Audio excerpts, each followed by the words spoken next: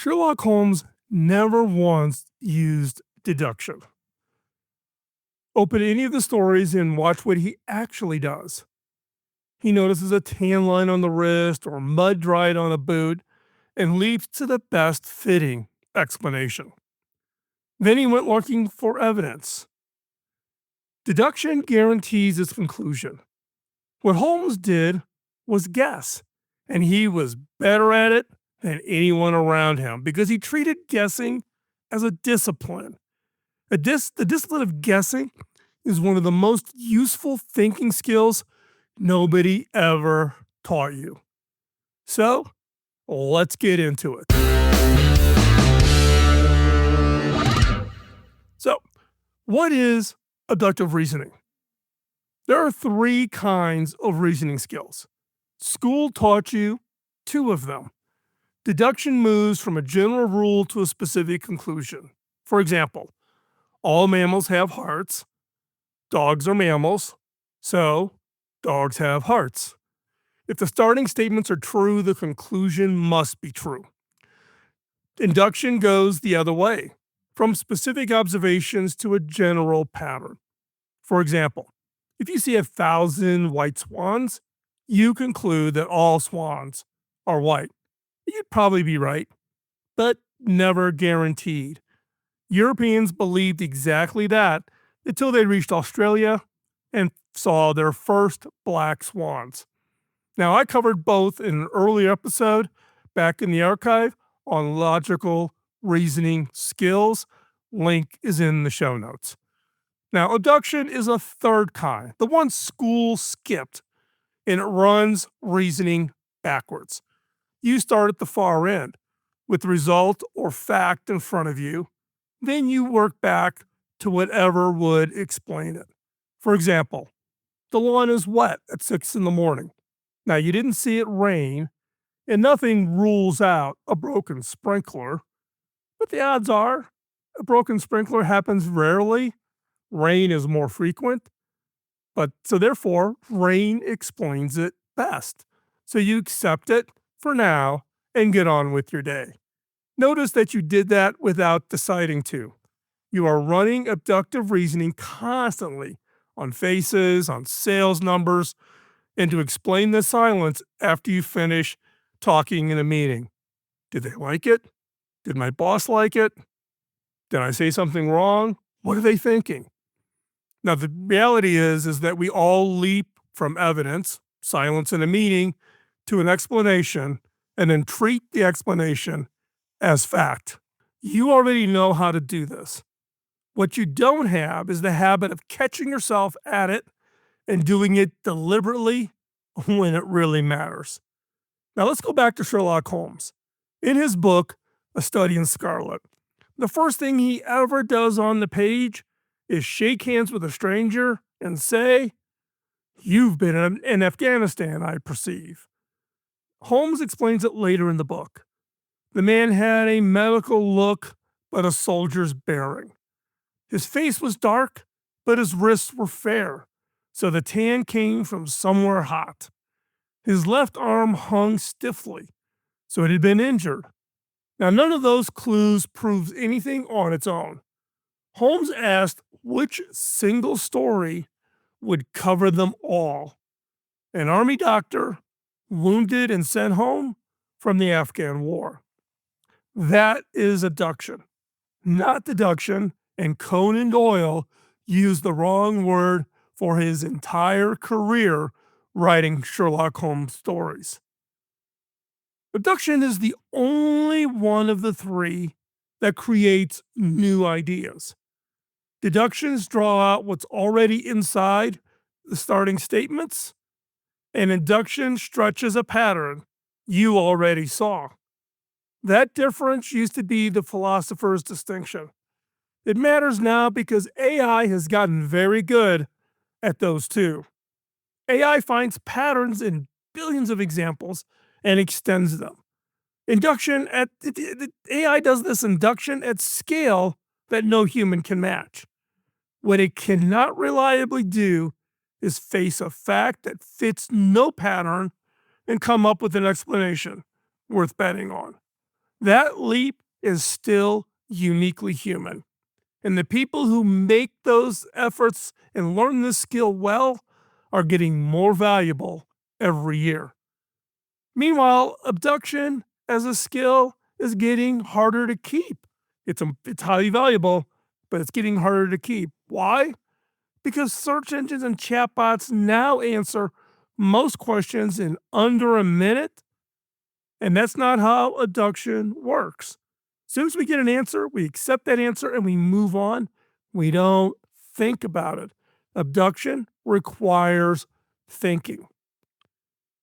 Abduction asks you to live with that concept of probably for a while, holding on an answer you know might be wrong, and you're working it anyways. So, how do you improve your abductive reasoning skills? None of this is a talent you either have or don't have. Watch a good doctor or a talented industrial designer at work, and you will see the same four moves that I'm going to teach you. These are the four moves I use. This is the four moves I've seen others use very, very effectively. So listen up. One, first off, notice what does not fit. In 1847, a Hungarian doctor ran a maternity clinic in Vienna. He had two wards, one staffed by doctors, one by midwives. And in the doctor's ward, new mothers were dying of fever at 3 times the rate. Women begged to be put over with the midwives. Some women even gave birth in the street rather than be admitted into the doctors. And you notice something? The births in the street survived better than the rate with the doctors. Everyone was ignoring the numbers. However, the doctor treated the number as the question. Why? What's behind these numbers? What could explain that the best trained people in the hospital were losing the most patients?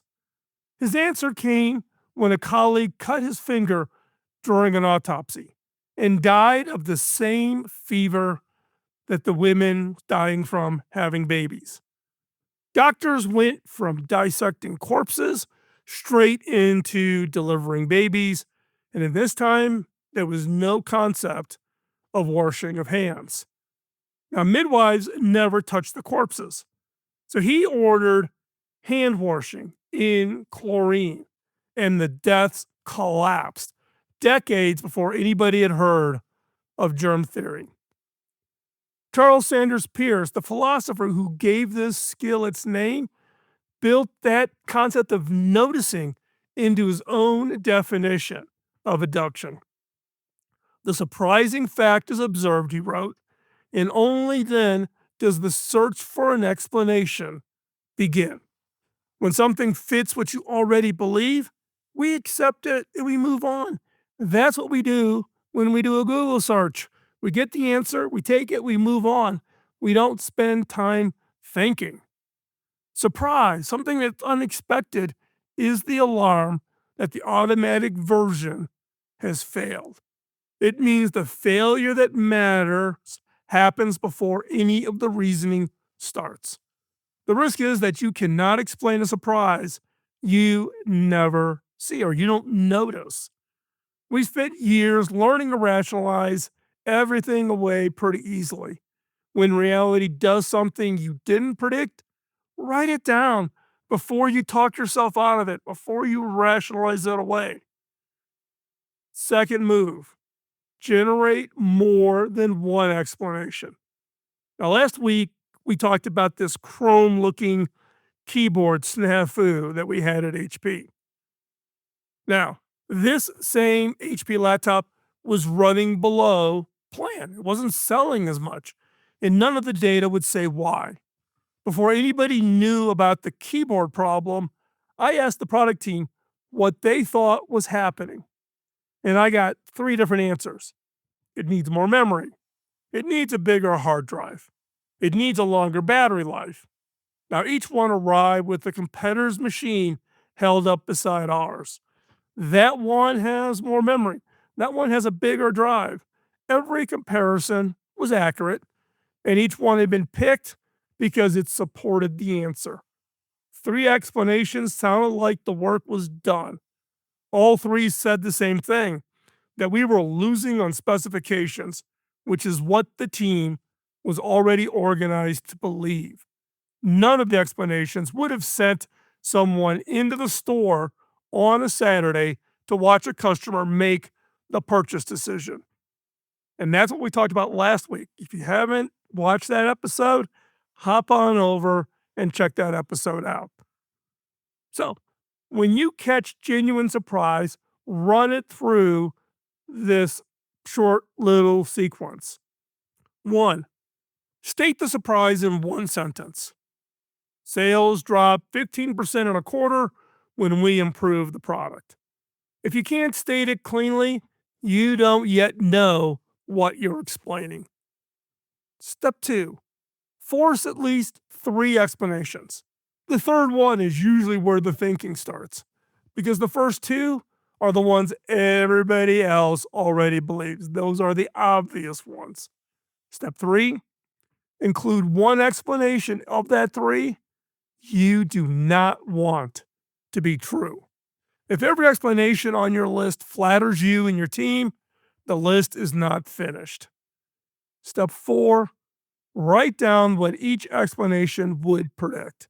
If A is true, what else should you be able to see from that? That turns a guess into something you can check. So that's just a little four-step sequence to go through. Now let's keep going. The third move, choose the best explanation, not the first one. Philosophers call abduction the inference to the best explanation. And the key word is best explanation. Best doesn't mean first, and it rarely means the one that is most clever. The one you want covers the most facts while assuming the least. Then, before you commit, decide what evidence would make you drop it, would make this thing untrue. Now, a doctor hearing chest pain from a patient does this out loud as they go through the list, ruling out dangerous explanations first, even when she expects it to be something ordinary, until they get down to having a heart attack. Now, what's the fourth move? Whatever explanation you choose, hold it loosely, test it cheaply. The best explanation is still a bet, nothing stronger. The moment you forget the word bet, the skill starts working against you.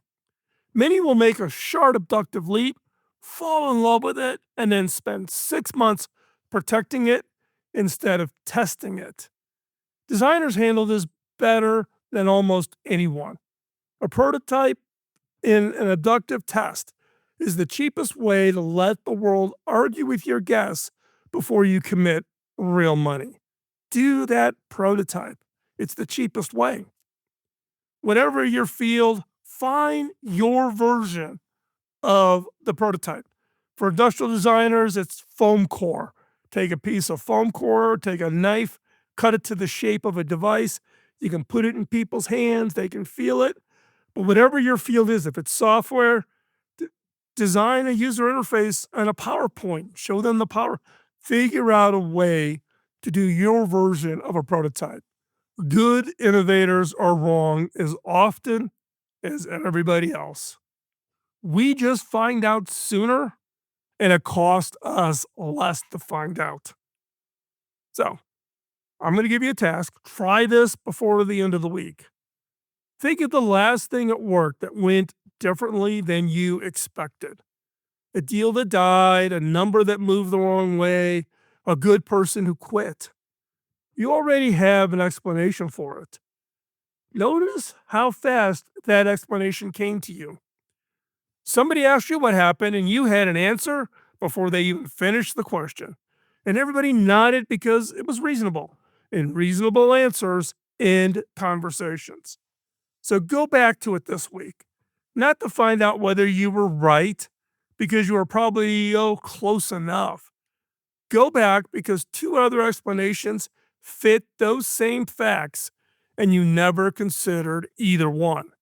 Find those two explanations and make one something you would rather not be true. Then find the smallest test that would tell them apart. A phone call, a question to somebody who was in the room. It's almost never expensive. And that is the part worth sitting with because it means the answer has been sitting there the whole time and nobody went and got it. Try this out just to improve your ability to observe the which in some cases may not be as surprising, but surprising under the fact, and applying your abductive reasoning skills. This requires practice. So try it out this week and then keep trying it out and learn to improve your ability not to jump to the obvious first conclusion, but to use an abductive reasoning skill to look at, and let's just get in the habit of looking at three possible answers and then figuring out a way to test each of them. Now, as I said before, abductive reasoning is how new ideas enter the world, and Holmes made a career of it under the wrong name. The more leaps you make and test, the sharper the next one will get. Trust me on that. It's important. Now, as we wrap up this episode, if you found this useful, hit the like button. It tells you the YouTube algorithm to show this to other people trying to sharpen their thinking skills. And believe me, as a society, we can all improve society by all of us improving our thinking skills. And while you're here, hit that subscribe button and tap the bell so you get notified when the next episode is up. Now, next time, we will be discussing how to recognize patterns of failure before they happen. You don't want to miss this one. So, also, hop over to our store over at innovation.tools to check out all the new tools to help you with your innovation efforts.